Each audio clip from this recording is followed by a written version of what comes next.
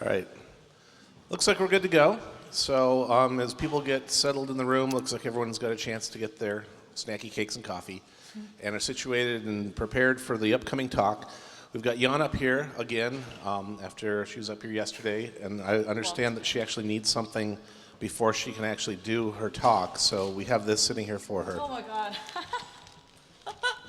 Oh, thank you. Whoever gave this to me, this is the best gift I've ever received. So she's got a co-presenter right now. I think we'll get a wireless. Can we get a wireless mic for the rabbit? No. He's actually going to give the talk. All right. He's just going to have to shout. But welcome to another Toorcon talk. Jan is up here to present weird new tricks for browser fingerprinting. So please welcome her to the stage. Cool. Hi. Cool. Thanks, everyone. Is everyone having a good Toorcon? Yeah. All right. Looking forward to being done with this talk. So today I'm going to talk about weird new tricks for browser fingerprinting. So before I start, this is one of those talks where I submitted the proposal for it, which is the thing you probably read in the guide. And I actually hadn't done any work for the talk then. So as the weeks passed by, I was like, oh my God, I need to do the thing I said and find some new tricks for browser fingerprinting. And 4 weeks went by, and then 8 weeks went by, and then finally there were 2 weeks left. And with 2 weeks left, I did all of the work in this talk. And it turned out to maybe fulfill the expectations that I set. So, all right. So I'm Jan. I work. I'm a staff technologist. Sorry, I'm a former staff technologist at EFF. I'm now a security engineer at Yahoo. While I was at EFF, I worked on Tor, HTTPS Everywhere, Privacy Badger, these browser extensions to help people protect privacy. And I also work on the W3C as a reviewer of new web standards to check and see how much information they're leaking from a privacy standpoint. So if you're not familiar with EFF, they do awesome work to protect your rights on the internet. And it's kind of a crazy place. So I'm a huge Star Wars fan, and the Star Wars preview came out right as I was making these slides. So there's going to be kind of a Star Wars dark versus light, Jedi versus Sith theme going on. So I think EFF are definitely the Jedi of the internet galaxy. They're always taking their lightsabers and wielding them against new threats like the ICANN real address policy and CISA and so forth. But for this talk, I'm actually going to be talking more from an attacker perspective. Like how would you attack people's privacy? And I think this is kind of an unusual talk for me to give as someone who makes privacy tools, but I also think it's interesting, and through doing this, I learned a ton about how web tracking works and so forth. So I'm sure I don't have to remind you, but tracking web users is all the rage these days. So people use that to show ads. The NSA uses it to inject people with malware, if you've heard of the Quantum program. Where the NSA basically looked at LinkedIn cookies and so forth to identify users they wanted to attack. Catch cyber criminals, gather analytics like Google Analytics Mixpanel, detect fraud and botnets, or droid nets, as I call them here, enforce paywalls and so forth. So web tracking has good and bad uses. I think we can all agree on that, right? And a long time ago, in a galaxy far away, we only had a few ways that we tracked users. So the biggest one is cookies, right? You set a string in the user's browser, and they send that back to you every time they visit your domain. I would also call passive fingerprinting a method of tracking. So in this talk, I use the term fingerprinting to mean any non-cookie tracking method. So many people will disagree on this definition, but we're going to go with it for now. So passive fingerprinting is where you look at things like IP address, locales, user agent, OS, the stuff that the browser pretty much sends to you, and you don't have to actively do anything to get that data from the browser. And also pretty sweet Jedi mind tricks, I'm sure.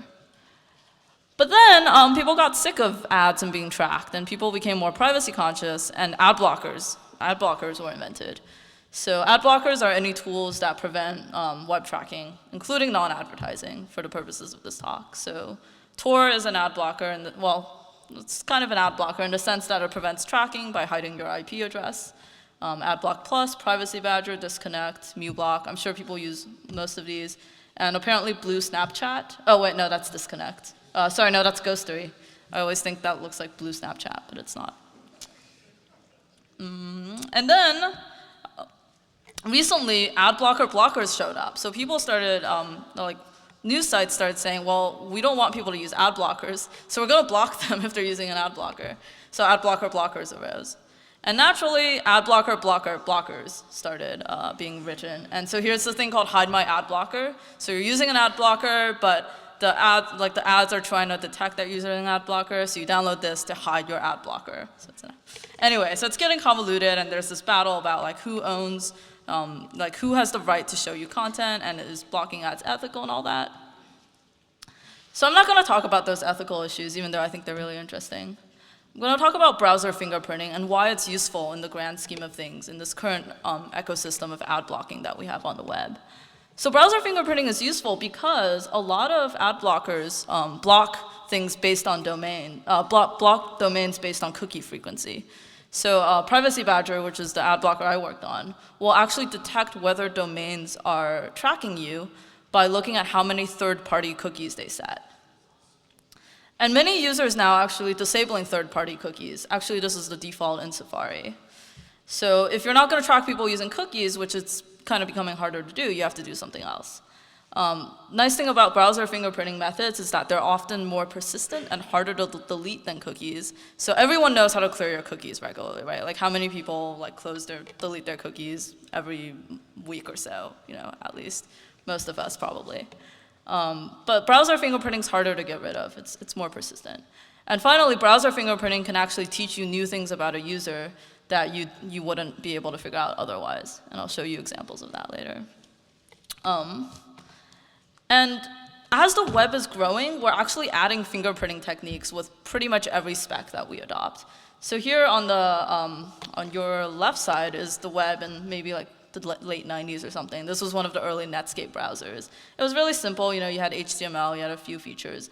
And now there's this huge explosion of things browsers are adding. Like the W3C is doing tons of work in this.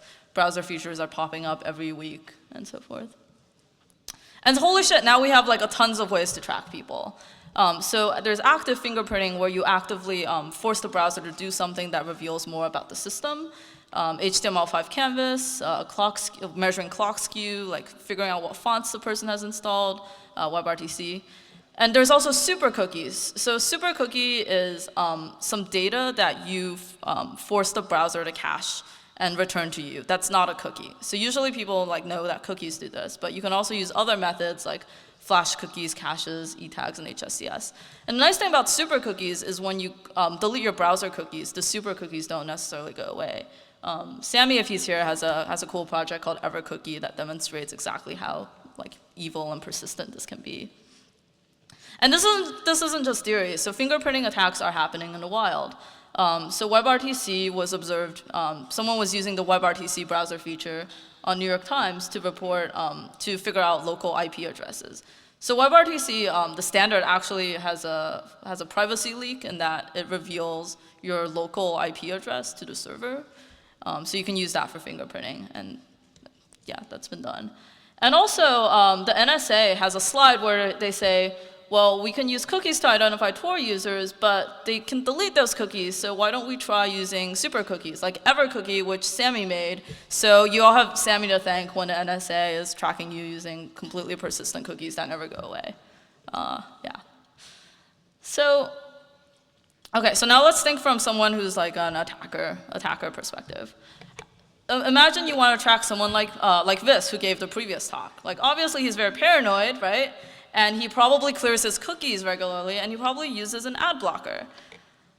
So, you know, you could fingerprint them. You can fingerprint this, of course, but then maybe he'll download a better ad blocker, or maybe he'll find a way to hack his browser, and he'll get better at blocking you. So you end up in this like cat and mouse game where you fingerprint, and then the browser's like, nope, we're not going to let you see that feature now. Shut it down, etc.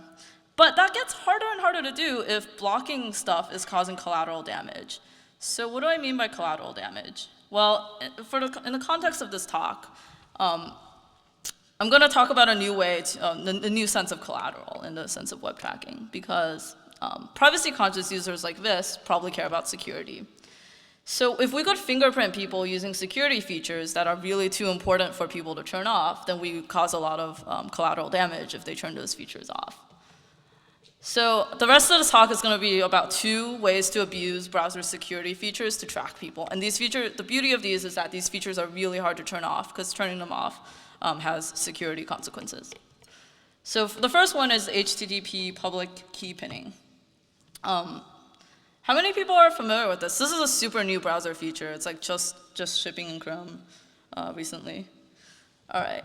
So HTTP says, basically the server says, okay, I'm going to give you a bunch of hashes the first time you connect to me in the TLS. And and in the future, one of these hashes must be in the TLS certificate chain. Otherwise, reject the connection and don't proceed. And the browser's like, okay, awesome. So next time I'll check it before I wreck it. So if you've ever done mobile app certificate pinning, this is pretty similar, but it's for browsers and websites. So this is basically the structure of an HTTP public key pin. So the max age is how long the browser should cache that pin and enforce pin validation. You're required to set at least 2 pins. So the point is one of these must be in the certificate chain that gets validated. The other one must not be in the certificate chain. So that's kind of weird. But the point of this one is that it's a backup pin. So if you ever lose this first certificate somehow, your server dies in a fire, etc., you have a backup, right? The browser forces you to have a backup. So you pull out the backup, and everything goes smoothly, and you can transition to using a new certificate. And that must not be that explicitly must not be in the certificate chain. Okay, and then finally, there's a feature called reporting, where you can, if validation fails, it might be useful for the server to know what certificate chain the client saw and what pins it had noted. So here's a URI you can set that is where you want the browser to send these reports when validation fails. And you can also say include subdomains, which means if you send this on example.com, also enforce pin validation for myhost.example.com. So here's the first super cookie we can do. And this is actually, I pointed this out around the time the spec was being written, so it's actually in the spec as a privacy consideration. Basically, okay, example.com sets a unique backup pin for each user and includes subdomains and a reporting URI. And so now when it loads, so now it tries to load a URI that has a bad certificate chain, one that doesn't match the pin. And that will cause the reporting to fire, right? So the browser will fire this validation failure report, but the failure report's going to include both of these pins here, right? And one of them isn't actually a pin, one of them is a super cookie. So we decided to be tricky. We just set this to a string that we can use to identify the cookie. So now when a user goes to other sites and those sites embed this sort of like bad domain, the browser is like, oh my God, it's a pin validation failure. We're going to report that. And by reporting that, you get this super persistent cookie, right? And so that's, I had a demo of this, but it didn't come together in time. Maybe I'll throw one up later when I put these slides up. Okay, so now let's go on to a second trick. This one took a longer time to figure out, and I did it in like the last week or so. So how many people have heard of HTTPStrict transport security? Right, so this is a better known browser feature. Basically, the server says, okay, so how about browser, you only connect to me over HTTPS for the next like 6 months or a year or something. Basically, this prevents the browser from like accidentally leaking cookies if it connects once over HTTP or getting man in the middle the first time the user types in the domain into the URL bar. So this is pretty useful, right? And HTTPS Everywhere, the browser extension, does something really similar to this. And so here is the structure of that as an HTTP response header. You say max age, which is the time that the browser should only contact your server over HTTPS and not fall back to HTTP. And also, similarly, whether it should include subdomains. So I looked at this a while ago, and I was like, oh, you can definitely make a super cookie out of that, right? Because if you're a sneaky.com and you want to fingerprint users, and you know that some other site is going to support HSTS, if you embed that other site, if you can see whether the browser is contacting that site over HTTP or HTTPS, then you can know whether the user has visited it and gotten the HSTS pin. Right. So in the case, let's go through this. Sorry, this is kind of hard to read. In case 1, where the browser has not visited example.com, if you embed an image like that, it'll make a network round trip to httpexample.com, and it will get 301 or 302 redirected to httpsexample.com. Okay, but if they have visited example.com, it won't do that whole round trip. It'll just contact it over HTTPS to begin with. So in the browser, this shows up as a code 307, which I never heard before, but it's an internal redirect. Basically, it's like we're just going to pretend there's an S here, and make that request and not try going over HTTP. So I noticed that if we can, so you can't directly see this from JavaScript. You can't see whether it's actually making a network request to HTTP or HTTPS. But if you can measure the redirect latency, then you can actually distinguish these two cases. So I was banging my head for a few days, and I was like, well, how do you measure this latency to enough accuracy to determine the difference between these? And it turns out you can do that by abusing yet another browser security feature, totally by luck. So content security policy is a new W3C spec. People are starting to use it on sites like GitHub and Yahoo Mail and Gmail. Basically, it's a way of limiting the runtime of the browser in a way that's declared by the website. So the server says, in an HTTP header, it says, please only allow resources of type X from origins A and B while on this page. So, and the browser says, okay, that sounds cool, I'm going to do that. And here's an example of a CSP policy. So the browser says, only allow images from HTTPS origins, that's what this wildcard means, and only allow scripts from my own origin and from scripts.com and cdn.example.com.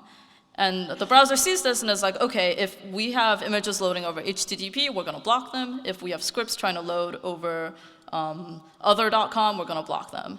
Or scripts loading inline, we're also going to block them. And so you can see how this is really useful for preventing cross-site scripting, right? You can use this to disallow inline scripts, which kills a lot of XSS. So you guys should definitely turn this on your websites if you're able to do that. So I was like, okay, there has to be a way to measure this redirect timing. And it turns out the missing ingredient was to set a CSP policy of only allowing images from HTTP. So essentially, HTTPS image requests are blocked. And when they get blocked, they'll fire this error event. And that error event is something that JavaScript can see. It triggers this on-error handler, which is really nice. So to summarize, so JavaScript only lets us listen for certain events. And if we create a CSP violation, that'll make on-error happen pretty consistently and also really early in the fetch pipeline. So browsers have this order of requests and processes they check called fetch. And CSP is pretty early in that process. And also, this other nice side effect is that if the browser ever goes to, a problem is that if the browser ever actually goes to httpsexample.com, it will get the HSTS pin, and then in the future, it'll look like the user has visited it. But CSP prevents this from happening because it blocks the actual HTTPS redirect. So if you haven't visited httpsexample.com, you still won't when we embed images from httpexample.com. Right, so basically, okay, now we set CSP. Browser makes a request. In the first case, it gets a 301 or 302, and an image on error fires. In the second case, it gets a 307, and on error also fires. Nice. But in the first case, it takes about order of 100 milliseconds, and that depends on how fast the website is and response time and your network conditions. In the second case, it's about 1 millisecond, and since we're not actually making a network request, it happens independent of the website and the conditions. So now let's put this all together. How many people remember the CSS visited bug? I don't know if it might have been Jeremiah. I was probably too young to really care at the time. But anyway, so basically there was a cool trick where you're an attacker. You put a bunch of links on your site, as a guess and check sort of thing, and you look at you can use CSS to tell whether they're purple or blue. And if they're purple, someone's visited them, and if they're blue, someone hasn't visited them.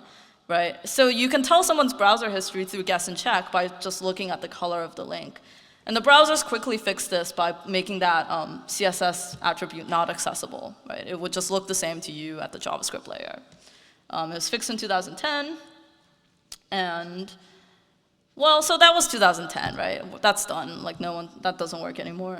But we can use HSTS to do the same attack now. So I'm gonna scrape the Alexa top. So 2 weeks ago, I was like, I'm gonna scrape the Alexa top 1 million for hosts that send HSTS and are not preloaded. So preloaded hosts are hosts that that ship with your browser as HSTS. So everyone has those, and you can't use those as a distinguisher between visited and not visited. We're just gonna make a page that loads all of these HSTS hosts asynchronously because we don't want to like do this very slowly. We're just gonna put image sources in, and we're gonna measure the on-error timing and try to separate them into visited and unvisited. So, okay, so it turns out this was really hard to do because redirect timing, when you're trying to do something with 300 asynchronous image loads happening at once, and you have like this one kind of weak JavaScript API to measure time, it gets really hard, right? Like everything gets polluted by the time it takes for the DOM to be processed and loading and so forth. Yeah, this cartoon's pretty funny. I'm sorry to anyone who can't read it. But so I found a few tricks to get around that. Basically, you can send an HSTS preload request to calibrate timing drift every other request and subtract that. So Chrome still had a lot of false positives after I did this. And then so for Chrome, as you'll see in the demo, if it works, praying to the demo gods, we have to do an extra step in Chrome where we confirm our results using synchronous loads, which have a much cleaner timing profile. Can someone tell me how much time I have left, if anyone knows? Okay, well, let's do a demo. 5 minutes. 5 minutes. So here in Firefox, I have a new profile. And I'm going to go to my demo site and load this. So this is saying sites I probably visited, sites I probably haven't visited. And this is pretty accurate because like, this is a new profile. I haven't visited any sites. Sorry, maybe I'll make this bigger. Someone pick a website for me to go to. Shot one out. Tanga? All right. So go to the site. It'll redirect me to HTTPS. We can get some sweet daily deals on Tanga.com. Now let's hard refresh. Ta-da! So it detected that I visited that page. Cool. Thank you. Now let's do this in Chrome because something actually very interesting happens in Chrome. So I'm going to clear my browsing data from the beginning of time. And let's make sure it's clean. So Chrome, we actually get a lot of false positives. This is what I said about timing being really unclean. And then we have to do this extra step where we, this might take a while. Okay, so we removed all the false positives and it's clean. Someone pick another domain. Delta.com. Delta.com. Is that? Delta's not on here. So this is sites that are have HSTS headers, which is not every website. What's that? Credit Karma. Okay.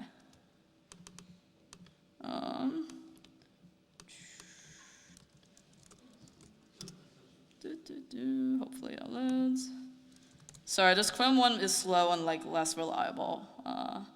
Hopefully it works.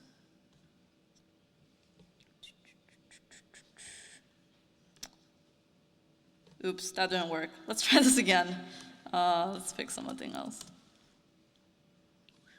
Yeah, so while I was testing this, I got maybe like an 80% success rate in Chrome and like 100% in Firefox. So I'm not expecting this to work every time. So okay, cool. Detected GitLab.com, but not Credit Karma for some reason. Oh well. Okay, so now, what do you think will happen if I do this in incognito mode? Right, you think everything is clean in incognito mode, or it should be.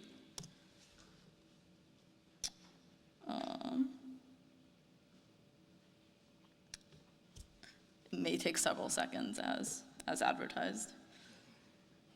Ta-da! Works in incognito. Yeah, thank you. So what I found out was that Chrome will actually share HSTS state from regular to incognito windows. So if you visit things in this in incognito mode and go back, it won't have those pins, but it'll have the your regular browsing leaks into incognito in this method. That's actually not surprising. I think that's within Chrome's threat model for private browsing, but I thought it was kind of interesting that it did that. Cool. So that was it for demos.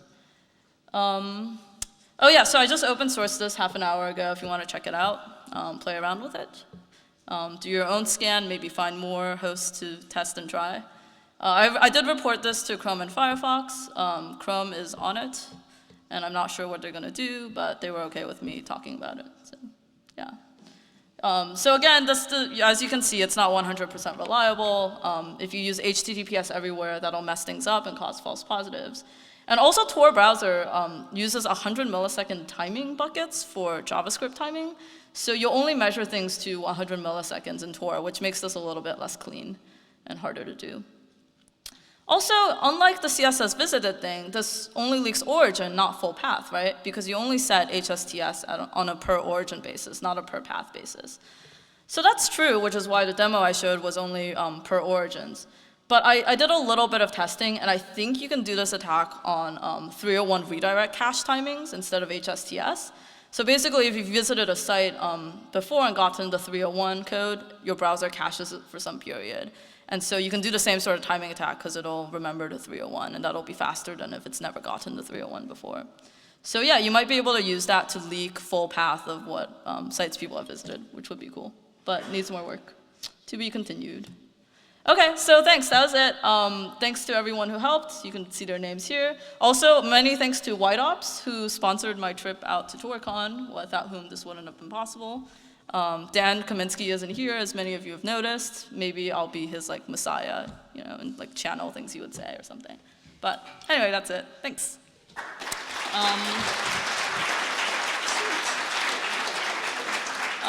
We got started late, so I might have a few minutes for questions, if the moderators are kind, if there are any. Yeah, one in the back. Have you checked to see if like the reset browser or clear private data function clears the HTTPS? Yeah. So at least in Chrome and Firefox, that does, which is why I cleared my cache before doing the demos. Yeah. Yep. If I understood correctly, you said you raised this as an issue and it was being spec'd. Why is this only coming to fruition now? Why didn't they do anything about it if it's raised as a potential privacy concern? Oh, because I only raised it like last Sunday. Yeah. Yeah. I didn't finish until Saturday, so yeah. It's very spur of the moment. Yeah. Cool. Yeah, so on that point, this sort of timing attack is really hard to fix. Chrome actually had a similar bug that was essentially the same attack, but using a different method, basically checking what domains were accessible over 443. So that they could fix by just blocking like a certain type of request, but timing attacks are way harder to do. So this is, this might not actually get fixed. I don't know. It's unclear. It's still guess and check based, right? You can't just see whether someone's visited a domain if you don't know that they might have. Yeah. Yeah. Is HTTPStrict in Firefox shared everything talking about? No, it's not. That's an important difference between Chrome and Firefox. In Firefox, if you open incognito, it's perfectly clean. Yeah. Cool. Thanks again.